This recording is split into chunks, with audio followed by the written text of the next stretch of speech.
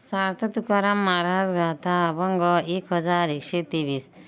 काय ती करावी मोलाची माकडे, नाचता ती पुढे संसाराच्या. काय ती करावी मोलाची माकडे, नाचता ती पुढे संसाराच्या.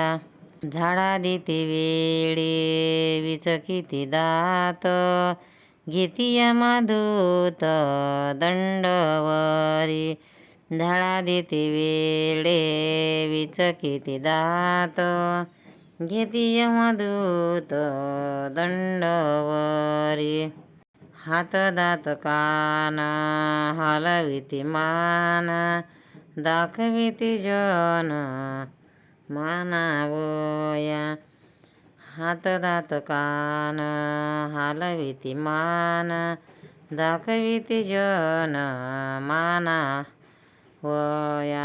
तुका म्हणे किती झाली ती फजित, नागे नाही मेत भारवाहे.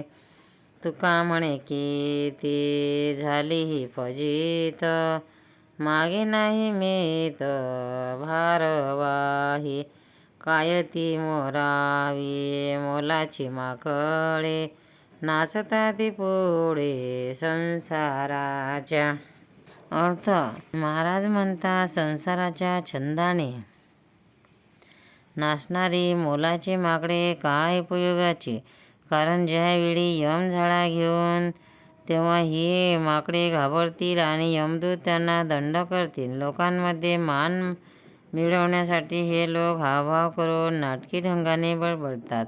असले शब्दज्ञानी आणि संसारी लोक पूर्वीपासून किती फजित झाले त्याचा पार लागत नाही. खरोखर हे सर्व भारवाही लोक आहेत. सार्थ तुकाराम महाराज गाथा अभंग 1124. थोर ते गळाले पाहिजे अहंता, उपदेश घेता सुख वाटे. थोर ते गळाले पाहिजे अहंता, उपदेश घेता सुख वाटे. व्यर्थ भरोवरी केले पाठांतर, जवरी अंतर शुद्ध नाही.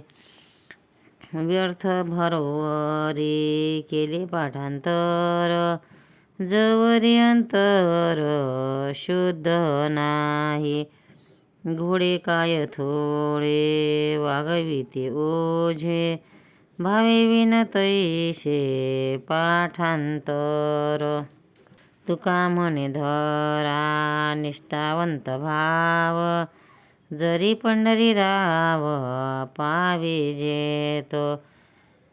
तुका म्हणे धरा निष्ठावंत भाव, जरी पंढरी राव पाविजे तो. तुकाराम महाराज साधकाला म्हणतात, अरे तुला गुरुचा उपदेश घेण्यास सुख वाटते हे खरे, पण अगोदर मुख्य ध्याविमान घालवला पाहिजे. भाराभर पाठांतर करून अक्षरे उलटसुलट म्हणून दाखवितोस, पण जोपर्यंत तुझे मन शुद्ध झाले नाही तोपर्यंत ते पाठांतर व्यर्थ आहे. घोडा खूप वजन पाठीवर घेऊन शकतो, पण त्याला त्याचा काय उपयोग. तसेच भक्तिभाव नसेल तर पाठांतर म्हणजे ओझेच आहे. तुला जर पंढरीरायाची प्राप्ती करून घ्यायची असेल तर तू एकनिष्ठता भाव त्याच्या ठिकाणी ठेव. पंढरीनाथ महाराज श्री गोपाल कृष्ण भगवान की जय.